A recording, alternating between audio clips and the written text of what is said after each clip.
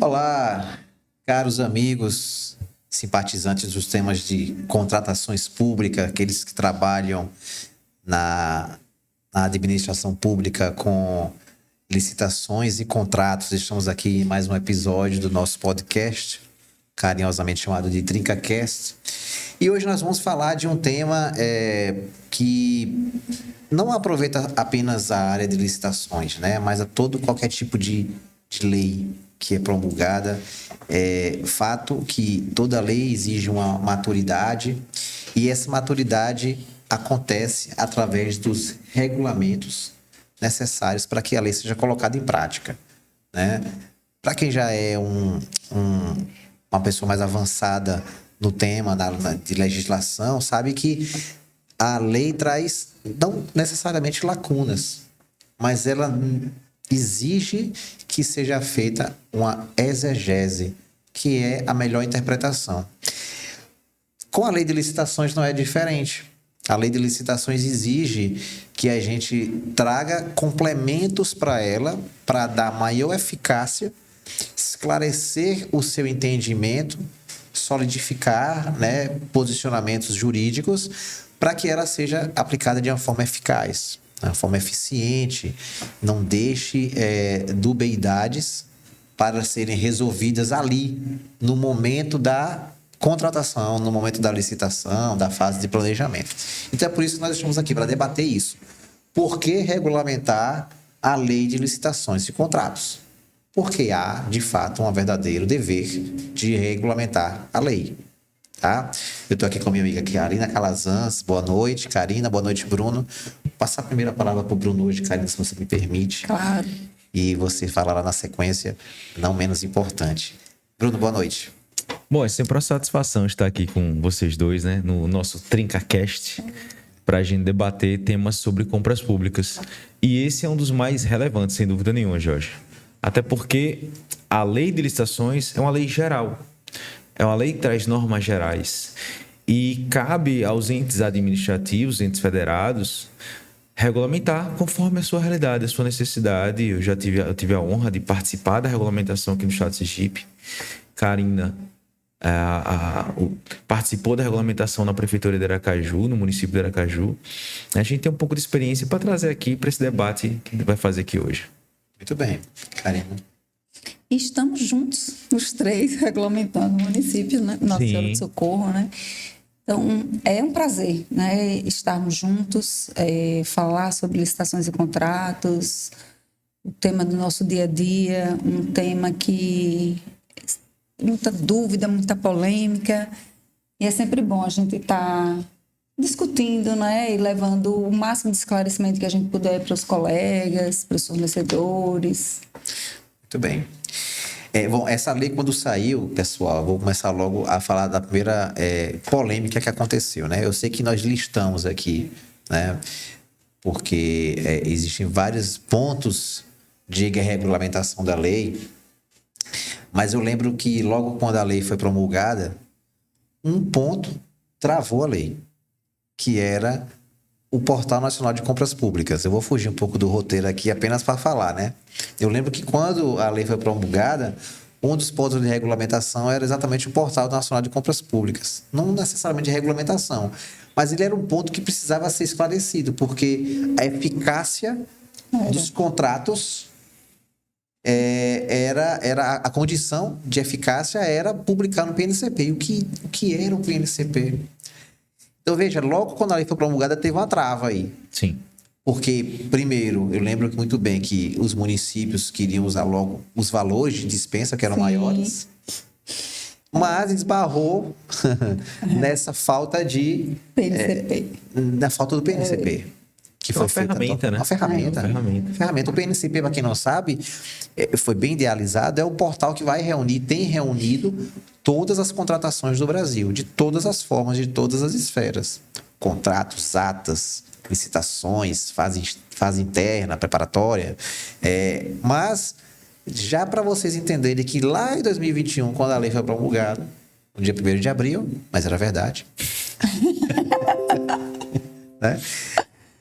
Já um ponto de regulamentação faltou aí, que foi entender como é que ia funcionar isso, e aí teve que correr para a jurisprudência rápida, o TCU teve que se manifestar para poder dizer que, enquanto não sobreviesse o portal, que a condição de eficácia continuava sendo a publicação nos diários oficiais. Eu acho que lembro mais ou menos que era isso, né, Isso é Bruno? para mostrar que a lei ela tem caráter geral, né? Que ela traz ferramentas, instrumentos para a gente... E muitos deles dependem de uma regulamentação a miúde, que detalhe e traga o contexto da necessidade daquele órgão, que pode ser muito diferente de outro. Na verdade, geralmente é muito diferente, e a gente vai trabalhar mais sobre isso. Muito bem. Eu vou dizer aqui alguns pontos tem dezenas de pontos na lei para regulamentar, né? Eu vou aí falar, Karina, puxe um desses aí que você queira falar alguma coisa. A gente tem aí a atuação de fiscais e gestores de contratos. Desculpe interromper. E como criar e procedimentalizar o PCA, que para mim é o seu sobrenome. Karina PCA Calazans. PCA. Como é que fica a regulamentação dessa galera que trabalha, né, com os contratos e o PCA? Nesses dois pontos, as breves palavras aí. O PCA veio na lei com uma recomendação, né, daria uma ideia de facultativo, né, que o texto da lei diz que poderão, através de seus regulamentos, a partir dos DFDs, que são os documentos de formalização de demanda, criar seu PCA, que é o Plano de Contratação Anual. Esse plano, ele vai constar todas as contratações que nós vamos ter, né, no exercício seguinte. Então, a gente faz em um ano, já se programando para o próximo ano. É uma herança da iniciativa privada. O direito privado, as empresas privadas, elas fazem esse plano de contratações anual. E deu super certo ao ponto de a gente também, vamos também utilizar. E o governo federal já utiliza desde 2017, se eu não me engano, ou 2018. Eles já fazem, que era o plano anual, era aqui para PCA, para eles é PAC, Plano Anual de Contratações, né? Mudou só a nomenclatura. Mas é interessantíssimo, é uma ferramenta que nos auxilia muito nessa questão da governança de nossas contratações. A gente consegue otimizar mais o que vai ser contratado, a gente consegue saber qual tempo, e para todo esse procedimento a gente precisa regulamentar, porque a lei só diz que você tem que fazer seu plano de contratações anual. Como é que ele deve ser feito? Através do regulamento. Então... Na verdade, a lei nem disse que tinha que fazer, né? Ela poderá, né? Mas que a gente vai lendo, né? A partir da interpretação sistemática. Tem que ser feito. A trinca da contratação defende que tem que ser feito o PCA. E é importantíssimo mesmo, até porque quando a gente vai estudar no artigo 18, quando ele fala do estudo técnico preliminar, ele fala que sua contratação esteja alinhada ao plano de contratações anual. Então... E é um poder, dever da gente estabilizar e regulamentar em nossos organismos, porque vai nos ajudar.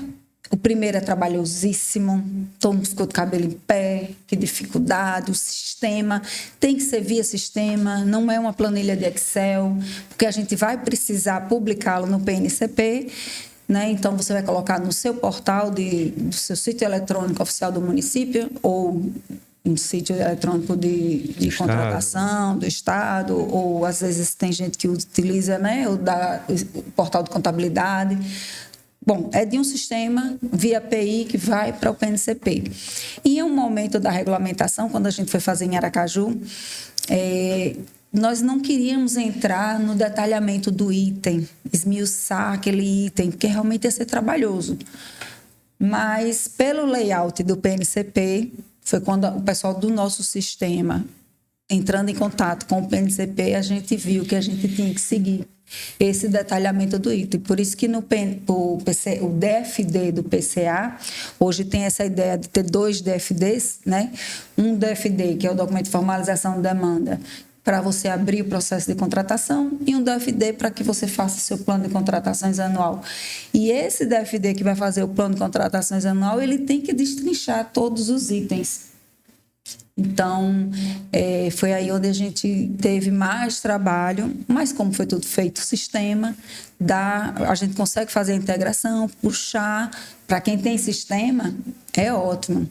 Mas para aquela prefeitura que ainda está iniciando, então vale a pena você ter aquela consultoria para que se debruce na sua contratação, para que você consiga puxar todos os itens, montar o seu PCA da forma mais real, né? Para ter o seu histórico real do consumo. E o importante disso tudo, né, Karina, é que vocês fizeram mediante um regulamento prévio. O que seria o regulamento prévio? Foi por decreto que vocês fizeram? Sim. Um decreto que ele tentou detalhar o que está na lei. Na verdade, a lei só disse que esse instrumento existe. Basicamente, só disse que existe, que poderia ser feito. A interpretação exegésica, como o Gelson falou, é de que ele deve ser feito, esse instrumento, o PCA. E como é que ele vai ser feito? Aí é que entra o regulamento. Isso. O dever de regulamentar, a obrigatoriedade de regulamentar, sob pena dele não conseguir ser concretizado. Exatamente. E você regulamenta conforme as suas necessidades. Então, a prefeitura, é o exemplo que ela está dando, a Prefeitura de Aracaju, por meio de decreto, disse qual o procedimento, o prazo, quais são os órgãos, as autorizações, a forma de estabelecer os itens, se é por um sistema. Tudo isso é definido no regulamento para que você, doravante, consiga concretizar esses pontos e o PCA, de fato, exista conforme a necessidade e a realidade do município dela. É uma orientação, né? Tudo que ela disse aqui não está na lei. Não está na lei. Esse é o ponto. Esse é o ponto. O que a gente está trazendo aqui, a Karina falou, esmiuçou o PCA, e aí você pode perceber o seguinte, nada do que ela disse aqui está na lei 14.133. Mas está no normativo, do município. É infralegal. Isso. Né? Que aí cada ente federativo, de acordo com as suas nuances, possibilidades, etc., vai criar do seu jeito, né?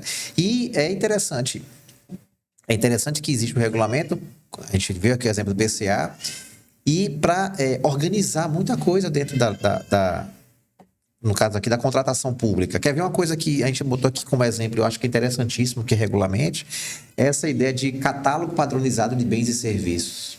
Uma bagunça. Cada órgão tem o seu catálogo de sistema, tem mais de um sistema, cada sistema tem 30 mil tipos de microfone, 40 tipos de computador, né? Isso torna uma bagunça. Precisa regulamentar como foi regulamentado o que é bem comum ou artigos de luxo, bem consumo de luxo, né? Tínhamos até um prazo, né? Para fazer isso. 180 dias. A contada publicação da lei. Poucos cumpriram. Quem não regulamentou eu nem lembrava disso, sabia? Eu nem lembrava poucos cumpriram. Então, o governo federal cumpriu. O governo federal cumpriu. O regulamento ele serve para organizar, não somente, principalmente para direcionar a conduta do agente público, né? Direcionar o que fazer. Não pode inovar necessariamente tanto assim, ele tem que regulamentar. Embora existam alguns pontos aí que você acaba inovando, né? Mas a ideia é orientar e organizar, né? É organizar. Às vezes até mais do que organizar. Tem uns que eles precisam do regulamento sob pena de você não conseguir viabilizar o uso daquele instrumento. Foi como eu disse no começo, né? O próprio PCA. O próprio PCA. Sem o regulamento não dá, vai fazer como? Qual é o prazo? O que é que a gente faz primeiro? Qual é o procedimento? Não dá para fazer. Quem é que vai analisar esse PCA para aprovar? E você vê, né? Alguns não dá para andar. E, de fato, eu mesmo tenho passado muita raiva. A gente já conversou sobre isso aqui no podcast. Sobre um dos pontos aqui que tem que regulamentar. E eu até tentei, com o Bruno, na época aí, ele no estado e tudo, regulamentar que esse bendito critério de desempate. Os critérios, né? Os critérios. Do artigo 60. Sim. Eu tenho visto aí a administração fazer de qualquer jeito. Eu tenho tentado amadurecer alguns pontos de desempate ali para tentar trazer a melhor interpretação que se exige da lei, né? Mas é difícil. Eu acho que os critérios de desempate, eu posso dizer que é um ponto muito engessado ainda. Dos 8 critérios que tem ali, acho que maduro mesmo, acho que é a disputa final. E veja curioso, né, que na lei ele não está previsto o sorteio, né?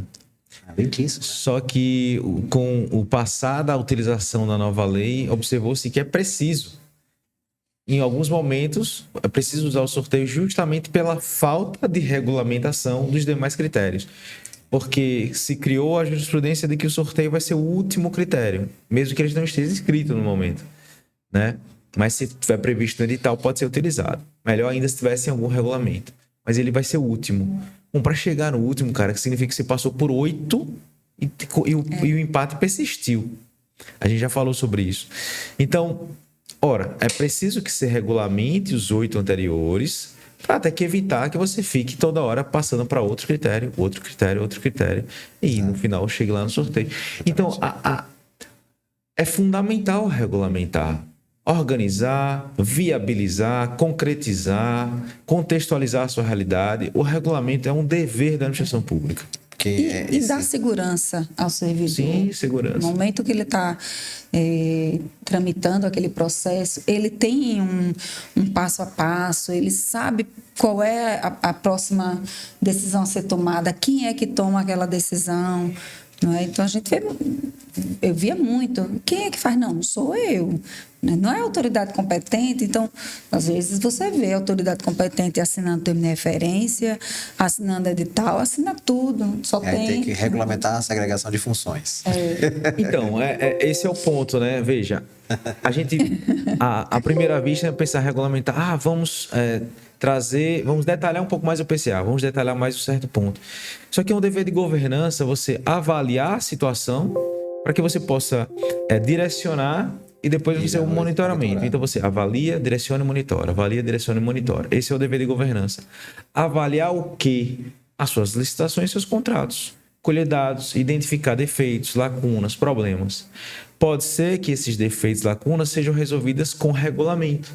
Pode ser que seja por capacitação. Sim. Pode ser que seja por a compra de um instrumento. Pode ser que seja aquisição. Mas muitos deles é por regulamento. Vamos regulamentar melhor as competências, as autorizações, a determinado instrumento a ser utilizado. Então, às vezes falta uma boa governança. Às vezes a governança falha, que não consegue sequer perceber qual o nível de maturidade da sua instituição para saber o que vai ser regulamentado ou não. E até qual o nível de profundidade dessa regulamentação. Será que a regulamentação no PCA de Aracaju vai ser igual ao do PCA de um município pequenininho? Ou de um estado enorme? Não. Mas quem vai perceber isso? A própria administração que está ali. Ou seja, a governança responsável por identificar essa questão. No final das contas, o fato é o seguinte: a não regulamentação limita a aplicação da norma. Demais. Essa é a máxima. E você vai ficar como se fosse a Lei 8.666, basicamente, fazendo o beabá, o basicão. E assim, a gente perdeu muita oportunidade na época da Lei 8.666 de regulamentar melhor ela. Sim. A gente deixou o tempo passar, tentando entender a lei. Ninguém regulamentava a 8.666. Tiveram algumas modificações, mas para você ver, aquela parte dos preços das dispensas, a atualização, veio um pouquinho antes da lei morrer. Pouquinho antes da lei morrer foi que vieram atualizar. A 17 E nessa é todo ano, em janeiro agora vai ter outra. E esse não era um ponto de regulamentação, era um ponto de atualização da norma. Imagine os pontos de regulamentação. A gente poderia ter avançado mais ali, porque inclusive lá na Lei 8.666 já se falava de... como é que fala? Que eu digo sempre assim, já tinha lá na Lei 8.666, mas ninguém se dava conta. Daqui a pouco eu lembro, eu volto aqui a falar, então boto nos comentários depois. O ETP? O ETP. Isso. Já se falava do ETP. Já se falava do ETP. Isso. Ficou ali escondido. Mas você que é da área de obras, né? Que já usavam, né? Exato, o ETP. Exato, é o ETP, exatamente.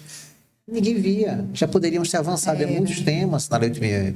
Com certeza. Com certeza. E teve uma turma que eu lembro nos interiores, a gente conversando na aula com municípios, os alunos dos municípios. Professora, lá no meu prefeito disse que o advogado deles que precisava regulamentar, não. Eu acho que também assim... Pode concluir. Não, se não regulamentar, como é que você vai usar? Você não pode usar. Então, recepcione todos os decretos do governo federal. Para que você possa usar o decreto federal, até para você usar o decreto federal, você tem que recepcioná-lo. Né? Só que aí entra em outro problema. E também o problema é pior, né? A própria Lei 14.000 deu essa permissão, deu essa autorização. De usar. Porque a gente já entendia que era algo implícito, mas ele já deixou expresso lá, que você pode fazer isso. Só que entra num problema... estrutural, né? Estrutural. Você não vai ter como. Que vai de encontro à lógica da regulamentação. A regulamentação é detalhar para a sua realidade, o seu contexto. E o que é o seu contexto? Minha quantidade de servidores que eu tenho, servidores capacitados que eu tenho, minha estrutura de governança, minha maturidade institucional.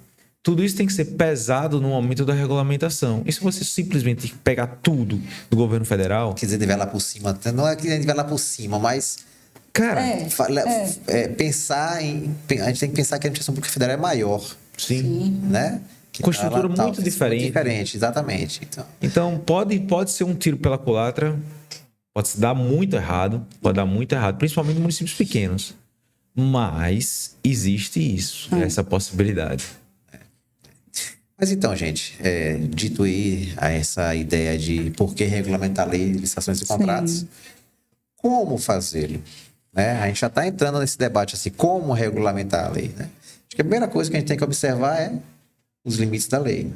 Porque, como eu disse, a gente não pode inovar, fazer de conta que a lei deu aquele comando e criar um comando novo dentro do regulamento. Criar uma nova modalidade. Então a ideia não é essa. A ideia é você clarificar, complementar, orientar, para poder aquele comando geral, ele ser efetivamente aplicado, né? Segundo, como o Bruno estava falando, a gente tem que entender a estrutura de governança do órgão, né? Para que o regulamento, ele, ao mesmo tempo em que observe os limites legais, ele atenda ele seja personalizado para atender àquela administração a qual se destina. Você vê que o governo federal, às vezes, ele tem uma estrutura que ele consegue ter um controle maior do que um município pequeno. Eu não tenho o setor de compra separado do setor de cotação de preço, é todo mundo junto. Sim. Então, já tem que regulamentar pensando nessa estrutura. Dispensa de parecer jurídico para dispensa por valor, né? A contratação direta por valor. Vai ter município que vai querer dar o parecer. Por quê? Porque ele sabe que a sua estrutura não tem uma maturidade suficiente de fazer um processo desse só. Sim. Precisa ter o aval jurídico. Então, se você pega o governo federal, todo o decreto dele e segue a risca, vai lhe inviabilizar. Se na sua estrutura, por exemplo, há uma central de compras, né, que é uma maneira que muitos municípios têm adotado, então isso já modifica a situação, o contexto. Como é que vai funcionar essa centralização? É uma centralização completa? É uma centralização parcial? O Estado, por exemplo, o Estado de Sergipe, tem duas formas de centralizar. Tem processos centralizados desde o início, em que a fase de preparação começa lá, a seleção é lá e a execução é lá, dentro dessa central. Tem processos que é centralizado só a fase da disputa, em que o processo, a preparação é feita no órgão, é lançado para um órgão central fazer a disputa, né, e depois volta. Então, é uma estrutura que depende da cultura institucionalizada daquele órgão e que, claro, o regulamento deve obedecer, deve comportar isso, sob pena de ficar confuso ou as normas não terem harmonização, ficarem... né? Então, há normas muito mais já detalhadas e que você vai regulamentar só para poder procedimentalizar, às vezes. Por exemplo, pesquisa de compras. A gente sempre fala de preço, né? Final das contas. O artigo 23 ele já traz muita coisa. Sim. Artigo 23 da Lei 14.133. O preço é um tema muito caro. Foi bom para dar uma despertada. O artigo 23 ele já traz bastante nuances. Mas, por exemplo, a nota fiscal eletrônica está detalhada em algum lugar? Como é que vai funcionar? Como é que vai ser? Parece que inicia agora, em janeiro de 2026. Já vão iniciar. Mas será que o município pode regulamentar diferente? Assim, entendeu? São pontos a serem observados. O registro cadastral precisa... Então, a gente até teve um podcast sobre o registro cadastral, não foi? Foi? Foram tantos já. A gente tem que ver. Então, como regulamentar a lei... De novo, chovendo molhado, falar de novo a mesma coisa, mas depende da sua adequação, da sua estrutura, do seu órgão. Como é que está meu quadro de servidores? Como é que está a maturidade dos meus processos de contratação? Como é que está a minha análise dos meus contratos? Como é que está meu acompanhamento contratual? Como é que está o andamento do meu processo? Aí eu volto de novo. A governança está fazendo o seu dever de casa? Artigo 11, parágrafo único, né? O professor Paulo Alves diz que é o principal dispositivo da lei. É a emenda Paulo Alves. O artigo 11. A administração está sabendo o tempo dos processos dela, quais são os gargalos dos processos delas, os resultados, se está sendo eficiente de fato, se Jorge está perdendo muito tempo, o Karim está perdendo muito tempo analisando filigranas do processo que eu poderia ter enxugado, não ter feito só por vários itens ou por lotes, que ganharia tempo para mim e para o fornecedor. Isso são detalhes que podem desembocar num regulamento. Então não é ficar copiando dos outros. O ideal é que você faça tal como o alfaiate, que você molde a roupa conforme o cliente. O cliente vai lá, você vai medir, fazer os ajustes, analisar, escolher a cor, né, o tipo de corte. Você vê o prazo de manifestação de interesse para participar do registro de preço. PMI. De registro de preço. Registro de preço, é. Né? Então, para quando você abre para que os órgãos manifestem a intenção de registro de preço. A lei dá o prazo de 8 dias, né? Aracaju tem um sistema que 3, 4 dias úteis eu já estou com todas as secretarias e fundações com suas demandas já registradas no sistema. Eu nunca cheguei a esse limite. Então, a gente já regulamentou prazo de 5 dias úteis. E veja, a lei só deu prazo. Ela não disse como. E então, aí a gente faz via sistema. Você pode regulamentar. Não há impedimento para isso. E aí foi, considerando o decreto, aí, quando a gente vai ter município que vai querer mais dias. Quem não tem sistema, 8 dias vai ser pouco. Só que é que entra na questão do primeiro ponto. Qual a obediência ao limite? Você não pode ultrapassar o limite dos 8 dias. Depende. Nós fizemos as considerações. Oi. Então, aí está extrapolando o limite É igual da lei. o servidor efetivo. Esse é um ponto. Que ela vai começar a discordar da gente. Esse é um ponto. Vai começar a discordar da gente, aí vai ter que virar a dupla da contratação de novo, né? De novo, não posso sair. Não há problema nenhum da gente discordar. O que vale é o debate, né? Sim, vale é o debate. Mas é isso. Veja. Há uma forma, como o Bruno está dizendo, não há uma forma certa de regulamentar a lei, né? Não há uma forma certa. Você tem que identificar onde é que estão os pontos. Ou a lei vai falar para você claramente onde é que tem ali sobre regulamento, mediante regulamento. Sim, ela fala muito, inclusive. A Lei 14.000 fala muito isso. Fala muito. Porque a 14.073 é uma lei dentro da administração pública gerencial. Acho que a gente falou da 8.666, era da época da administração pública burocrática. Ninguém pensava. A própria lei não dava muito margem para a gente pensar fora da caixinha, né? Tinha que ser. Ela não era tão didática também. A Lei 14.073, ela é botar para refletir, né? E são dessas reflexões que saem os regulamentos. Mas aí tem que ter um número definido de regulamentos? Olha, se for pela lei, vai ter mais de 40 ou 50, eu acho. Ou mais de 60. Alguém falou 60, talvez foi Marcos. É muito ponto de regulamentação. Precisa se estender? Talvez não. Alguns ali você vai esclarecer através de uma instrução normativa. Sim. Uma coisinha mais básica, né? Como o governo federal tem feito muito. Né, Bruno? Ou até dentro do edital. Então, assim, eu vou fazer um decreto enorme. Aliás, a gente poderia dizer, a gente pode regulamentar como? Quais são os normativos? A gente pode pensar em decreto. É o mais comum, é o mais utilizado. O decreto, em uma questão hierárquica, ele está logo abaixo da lei, né? Então, você tem a lei e para quem vai trabalhar com licitação, tem que ter sempre essa noção de estrutura normativa. Você tem a Constituição Federal, você tem as leis, e tem a lei geral, que é a Lei 14.133, você tem a Lei Complementar 123, das microempresas para pequeno porte, você tem leis estaduais, leis municipais. Então, quem vai trabalhar no seu município tem que conhecer a sua legislação. Sim, claro. No estado tem que conhecer a sua legislação. Claro. E aí, na sequência, você tem decretos, instruções, portarias e o próprio edital, que também no caso, é um ato administrativo, mas com natureza normativa concreta, porque ele normatiza para aquele caso concreto, para aquela licitação. Então, ele tem essa natureza também. E por meio desses instrumentos, você pode regulamentar. A instrução normativa é também uma maneira de regulamentar. Ela vai detalhar mais um decreto. Não é muito usual você usar a instrução para a lei, mas é até possível. Não tem essa obrigatoriedade.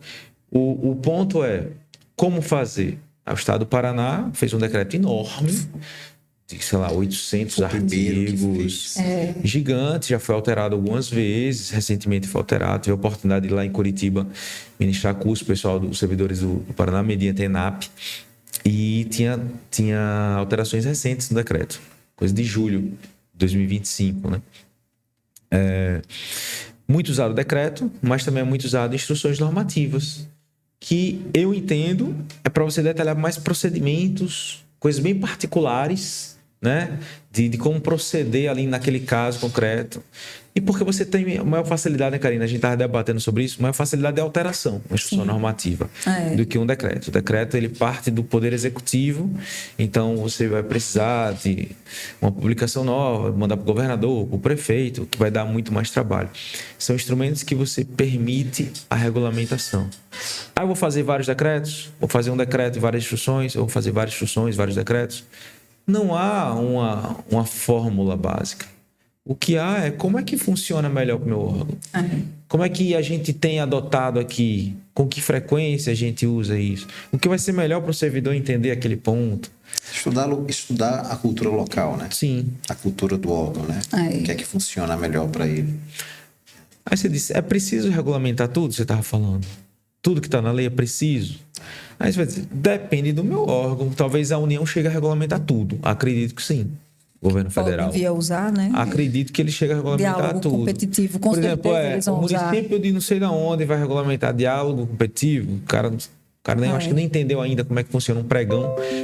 Quanto mais e às vezes aquele município nunca vai adquirir um objeto de uma tecnologia inovadora que necessite um estudo no mercado, que traga... Tem, às vezes, nem essa necessidade, não precisa nem regulamentar. Exato. Então, de novo, a gente volta a falar que é preciso que ele vá, se faça de alfaiate, né, para que possa normatizar conforme o modelo, né, do corpo ali presente, para que você possa ter a sua roupa adequada, que no caso é o regulamento. E tem uma ressalva em relação ao edital. O edital tem que ser uma coisa muito pontual, no meu ponto muito de vista. Muito pontual. Então, foi o exemplo que eu dei do sorteio. O sorteio eu coloquei até no meu modelo edital. Se permite justamente porque ainda não tem o regulamento. Mas, claro, a preferência entendo que é pelo regulamento. Por exemplo, só para poder, como é que fala assim, engrossar o caldo. Da treta, né? Você regulamentaria os critérios de desempate no edital? Eu tentaria fazer. Não, na verdade, eu tentaria instigar o órgão a fazer um regulamento, um decreto ou uma instrução para o município, para o estado. Não, tudo bem. Na ausência... Estou falando no edital. Na ausência... Por exemplo, eu lá tenho esse problema com os critérios de desempate. Eu posso, por exemplo, na minha cabeça, né? Baseado, por exemplo, nos julgamentos que eu tenho feito lá, adotado os meus entendimentos o mais próximo possível da intenção da lei, né? Por exemplo, só para abrir para diálogo aqui Nós rapidamente. temos um podcast, os critérios de desempate. Sim. Temos, né? Os primeiros. Mas veja só o que é que por exemplo, eu vou dar um olhar prático, né? Eu pego ali o parágrafo 1º, inciso 4 da lei do artigo 60, que fala do critério de desempate. A empresa que provar que adota práticas de mitigação ambiental baseado na lei de coleta de resíduos sólidos. Ele cita a lei lá, né? Aí, por exemplo, qual a interpretação que eu tenho feito? Uma empresa que faz uma coleta dos seus resíduos da construção civil e envia para um lugar de descarte, que não trata esse resíduo, apenas colhe lá e deixa. Para mim não é uma prática de mitigação, porque é uma obrigação dele recolher o material dele e encaminhar para um lugar. Descarte. Mas se ele adota a prática de enviar para um lugar que faz tratamento de resíduos da construção civil, ele tem essa autorização, então para mim aí já é uma coisa voluntária. Será que aí eu poderia regulamentar isso no edital? Respondendo a sua pergunta, eu não regulamentaria esses pontos, eu só criaria o critério de sorteio. Porque é o que o TCU já decidiu mais de uma vez. Quer usar o sorteio? Bota no seu edital. Porque não está na lei. Então a gente não tem, desculpe interromper, A gente não tem a liberdade para colocar no edital, No edital. porque o do sorteio só veio porque tem o seu falou. Não, eu não sei se a gente tem a liberdade ou a coragem. Então. Né? Ou a coragem. Porque, como ninguém regulamentou ainda, porque não é simples. E até Você essa vê os pontos análise. lá, não é simples, simples. né? Como é que você chegaria a essa análise? Que esse descarte não estava... Veja, já que eu não tenho a regulamentação geral, eu vou tentar fazer, por exemplo, poderia até criar umas notas explicativas explicando por que aqueles critérios foram adotados e colocados no edital daquela maneira. Serão consideradas práticas de comunicação ambiental, todas as práticas voluntárias, de acordo com blá, blá, blá, blá. Por exemplo, né? Será considerado desempenho fornecedor, não sei, aí eu pensaria em alguma coisa, vamos dizer assim, né? Mas eu confesso que ainda é muito subjetivo. Mas o debate é só para polemizar mesmo, para saber assim, Claro. será que eu faria isso da minha cabeça? E aí isso ficaria restrito ao meu órgão? Porque eu tenho certeza que as pessoas falam por aí, olha, se você for lá na secretaria e tal, lá é a tal da essa prática. Ah, mas não deveria ser uma coisa só. Não tem uma coisa só. Então, não tem uma recomendação geral. gera vários pontos aí. Poxa, se você já tem capacidade de regulamentar no edital, por que não já fez logo um decreto? Por que não já jogou no instrução normativa? Né? Ah, se está no edital, alguém pode suscitar até impugnações. Espera aí, de onde é que você tirou isso da sua cabeça? Isso não está em E uma lugar nenhum. empresa que não seja daqui? Então, assim, Tem de pode fora gerar participar. muitos problemas. Acho que só colocar o sorteio, até pela ausência da regulamentação dos outros, que pode desembocar no sorteio, e tem desembocado no sorteio. Né? Então, eu acho que não gera polêmica. Mas Não, porque, veja, eu só falei do ponto, mas poderia não ser desempate, poderia ser outra coisa. Eu Sim. estava querendo trazer ao debate assim, né? E se eu ousar, mesmo que o TCU não tenha dito, né? Porque o sorteio foi o TCU que começou, né? É o que Rony fala, né? Rony Charles. Solta a poita. Solta a poita. Solta a poita, ter coragem. Ele sempre fala sobre isso. E ele é bem crítico em relação àquela história de copiar dispositivos da União. Ele é bem crítico mesmo. Cada um tem que seguir a sua Você use realidade. como boas práticas, né? Use da União para consulta, para ver como é que se Uma aplica. coisa ou outra, um ponto ou outro, uma ideia ou outra. Mas Coisas a gente vai ter que tudo fazer não. conforme a União quer, porque meu dinheiro, minhas regras. esse é um ponto polêmico. Tem que ficar atento no momento de regulamentação, que aqui usa de convênio federal, porque tem exigências para seguir a norma do convênio. Então, Karina, nesse ponto aí, nesse ponto. Bom, a Lei 14.000 é a lei geral, feita pela União. Em tese, vou botar em tese, é uma lei construída para trazer normas gerais aplicáveis a todos nós, a todo mundo, todos nós, todos os entes, né? União, Estado, Federal, municípios, beleza. Só que aí tem um dispositivo no artigo 8º que fala que agente de contratação, pregoeiro, vai ser servidor efetivo. Lá no início, logo de 2021, se levantou a bandeira de que esse dispositivo ele não tem natureza geral. Ele teria natureza específica da União. Porque não dá para identificar claramente o que é geral e o que não é. Depende muito da exegese, da análise de cada caso concreto. Como a União tem uma melhor estrutura, uma boa governança, entendeu-se que esse dispositivo é aplicável à União perfeitamente, é possível. Mas o município pequenininho no interior do estado de Sergipe, no interior do estado da Bahia, ele tem condição de todos os seus agentes de contratações pregoeiros serem efetivos? Esse foi o ponto de questionamento. E tem se adotado a ideia de que o município pode regulamentar, ou o estado pode regulamentar por conta própria, diferente do que estaria na lei geral. Ou seja, cabe aos entes federativos a competência de regulamentar de forma concreta e específica conforme a sua realidade.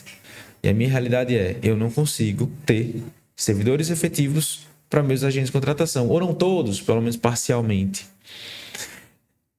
Mas aí vem o ponto. Tudo isso para explicar o ponto. E se for um convênio da União? Dinheiro da União, regras da União. A União passa o dinheiro e já diz tudo em como você tem que fazer. A gente sabe disso. Então vamos licitar conforme esse dinheiro. Tem de ser um agente de contratação efetivo, porque o dinheiro é da União? Esse é o ponto. O que você acha? Se tiver no seu convênio. Isso. Essa é a polêmica. É a polêmica, porque o artigo 8º ele vem dizendo que é preferencialmente servidor efetivo da administração pública. Então, você pode pegar a seção de um servidor efetivo. no governo do estado, que tem muitos efetivos. Um município que não tenha, solicita a sessão, não é? Se o estado vai liberar, porque também é centralizado, a equipe pequena. Mas para o município ter, pelo menos no momento, ter esse efetivo agora, eu acho difícil. Para a realidade de Sergipe, né? Não sei nem tanto fora, mas Sergipe. Muitos já falaram também que fora, até São Paulo, diz que é difícil ter. Mas eu acho que a ideia do legislador é justamente preservar aquela memória. A memória do serviço, porque a gente sabe quando troca a gestão, aí troca os cargos. Trocou ano passado, né? Aí início de 25, né? Troca-se todo mundo. Se fosse eu efetivo, não ia ter memória certa, não. Mesmo que eu continuasse lá uns 15 anos. Não entendi a ideia. Não, entendeu? É porque, veja, não enquanto você é cargo... Não é porque o cargo comissão vai ser corrupto, mas tem essa... Não, estou falando da memória de você lembrar o que fez. Um mês depois eu já não lembro nada do que eu fiz. Eu tenho que voltar tudo para ver o processo. Mas é interessante. Entendi. Pela questão também a memória do servidor, porque ele está ali há muito tempo, ele já sabe tudo que está passando.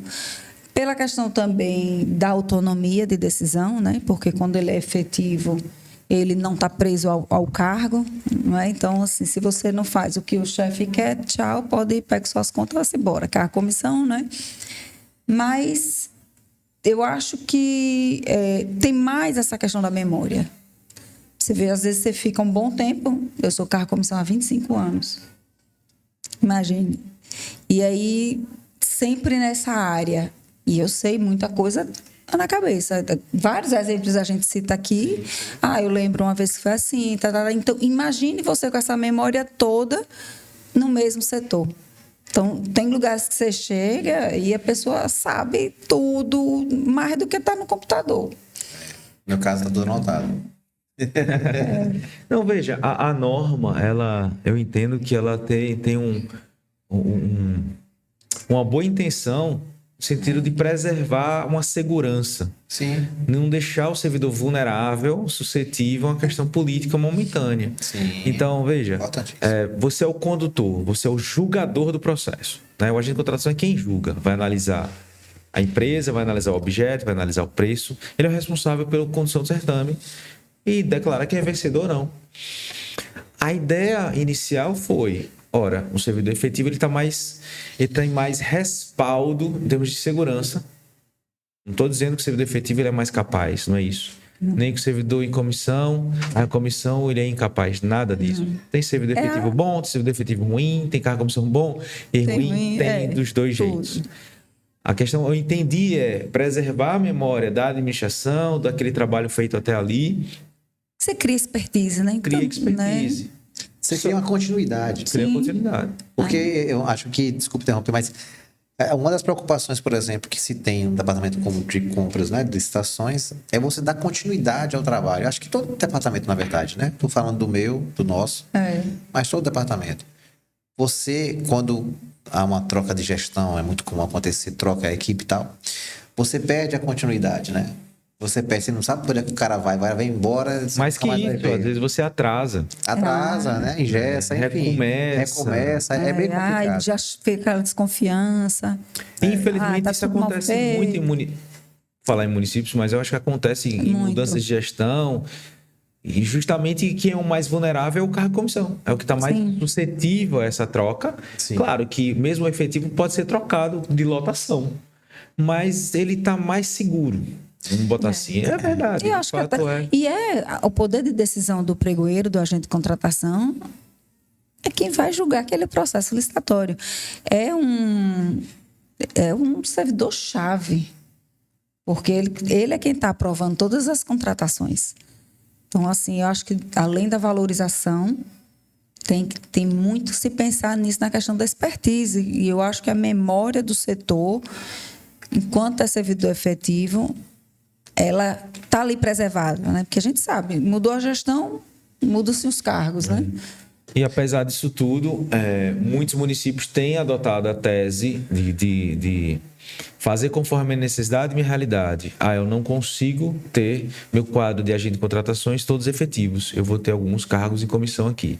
Embora você já tenha 5 anos aí da lei, há tempo suficiente já para você preparar, fazer concurso, capacitar o pessoal. Mas, às vezes, a situação de municípios pequenos às vezes é complicada, até porque muitos bons servidores acabam saindo, a gente sabe dessa realidade. O valor de remuneração é baixo, é complicado. Manter a estrutura da equipe capacitada é difícil. Né? Bom, então, agora que a gente já, né, enalteceu aqui o servidor, a necessidade de capacitação, fica aí a dica, né? A dica. Né? Sempre fica. Na verdade, assim, a polêmica era saber, né? Será que podemos regulamentar essa atividade do agente de contratação de forma infralegal, para poder dizer que os comissionados podem ou não? Existem muitos debates sobre a constitucionalidade ou inconstitucionalidade de algumas normas infralegais, versando sobre a possibilidade de agentes serem... Eu acredito que é isso, o regulamento tem que, mais uma vez, enxergar a realidade, né? Observar a realidade para saber se aplica. Não adianta eu insistir que vai ter que ser efetivo você não tem condição de ter um efetivo ali para poder fazer frente ao trabalho que se impõe. Né? Mas a polêmica foi muito bem colocada por vocês. Eu vi um município que regulamentou que o agente de contratação era efetivo. Ele não tinha nenhum efetivo. Isso aí está longe de ser o resolvido, Cola copia do decreto federal. Veja um exemplo aqui do estado de Sergipe, a lei 8795, não, como é? 9784. Não, isso é a lei de processo administrativo.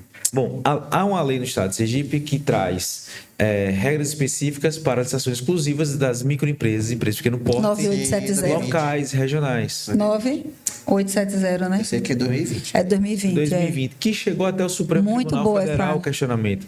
Só que por uma questão de forma, ela voltou, não entrou no mérito. Isso. Para dizer se ela poderia regulamentar dessa forma. É uma questão de regulamentação. Então, no momento... Mérito da PGE, até PGE. No momento, a lei está vigente, ela é válida, ela está sendo aplicada ainda nos processos administrativos nossos, mas é uma questão de regulamento. Sim.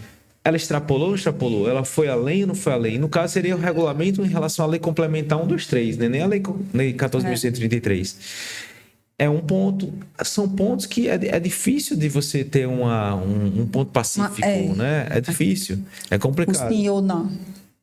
Bom... fato é isso, né? A gente tá chegando mais perto, próximo ao final aí, pela minha conta. Então não basta criar as normas. Não é só você bater ali, pegar o federal e fazer um copia e cola. Não é só você também fazer a norma balizada por cima, né? Colocar um sarrafo muito alto, como se diz, né? Acreditar que também ela vai ser suficiente. Não adianta que você fez a norma, você tem que maturar a equipe dentro da norma, tem que explicar como é que funciona, tem que conscientizar. Acho que o trabalho de conscientização é muito importante.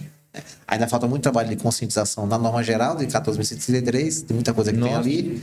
Quanto mais na hora de regulamentar. Eu sempre fiz assim. Exatamente. Isso aí leitura. Como é importante. É a síndrome de Gabriela, sabe essa? Eu nasci assim, eu cresci assim. Eu conhecia essa, né? Essa eu conhecia. É tão velha que eu nem achei mais grande. É que ele nunca acha graça. É o avô da turma. Bruno é da turma da frente. Eu sou o avô. Eu sou da quinta série. Também é importante a gente fazer uma reavaliação da norma. Está sendo eficaz? Está funcionando? Pegou, aquela história, né? A norma pegou, porque tem normas que não pegam. Porque talvez ela não tenha sido costurada conforme deveria. Talvez ela não tenha sido pensada, analisada conforme deveria. Mas veja, você teve a possibilidade de participar da normatização da Aracaju, tipo do estado de Sergipe. Não é fácil não, cara. Não é fácil não. Você levanta dados e imagina que você está criando um dispositivo que vai funcionar. Só que às vezes não funciona. Às vezes a realidade diz outra coisa. Né? Porque é um exercício de futurologia. Eu estou analisando aqui o passado e o presente, vou criar uma norma para o futuro, para começar a aplicar daqui para frente. Só que às vezes não dá certo. Às vezes não. Vai falar. teve um ponto na regulamentação que eu lembro que a gente colocou para dispensa por valor, que a gente poderia, depender da necessidade, adjudicar com valor acima da referência, fazendo a justificativa e tal. Na prática, na hora da dispensa rodando no sistema, o PNCP ele não aceita. Então, você não tem como se alterar a sua pesquisa de preço depois, porque ela já está registrada. Então, o PNCP não deixa subir quando está acima do valor estimado. Logo de imediato, a primeira licitação, dispensa que teve eletrônica, tivemos esse problema. Graças a Deus foi a primeira. Aí corremos para alterar o decreto. Então, são coisas que você vai ter que rodar a máquina, botar para rodar esse decreto, para poder ver aquilo que vai ser aplicado, o que você precisa ajustar. Os documentos padronizados já foram ajustados. Sim. E cada vez mais tem que ter esse trabalho permanente, né? Porque os estudos são maturados. Falou tudo. Né? Trabalho permanente. Que eu fiquei pensando aqui, fazer analogia com a gente criar os filhos, né? A gente regulamentar a criação de filhos. A cada hora muda. Impossível. A quantidade de N que a gente está fazendo o tempo todo. Olha, você falou A minha bem. hoje está pedindo a comentar o horário da festa. Os meninos não brigarem no futebol. Tem 2, né? De 6 e de 9. Todo dia a gente joga bola e todo dia tem briguinhas. Todo dia tem que inventar uma regra para que aquele dia, naquele momento, Aquela briga, É a cara. realidade local. É uma regra específica. Realidade local, totalmente local. Hoje a gente tava jogando na praia. E foi muito complicado, porque teve tanta treta. Eu só... cláusula exorbitante, né? Não, e o pior não é nada. Ele está mudando a regra do tem um jogo. chororô. O jogo está sendo publicado. Tem um chororô. É complicado, não é fácil não. Eu jogo, mas também sou juiz e sou aplicador, sou criador da regra. Não tem segregação das funções. Tem não. Tá muito Pai, né? parecendo- Pai é pai. Tá parecendo órgãos aí, alguns órgãos. Enfim. Gente, um muito bom debate, muito legal, muito construtivo. Espero que vocês aproveitem. Deixem seu like. Sim. Sigam o canal. Curta, né? Compartilhe. Mande mensagens pra gente vai gostar de responder a vocês todos. Quero agradecer do meu amigo Bruno, Karina Calazans. Esse foi o nosso episódio de hoje do podcast. Compartilhem bastante aí, aproveitem e até a próxima. Até, pessoal. Ai. Saiu. Eita.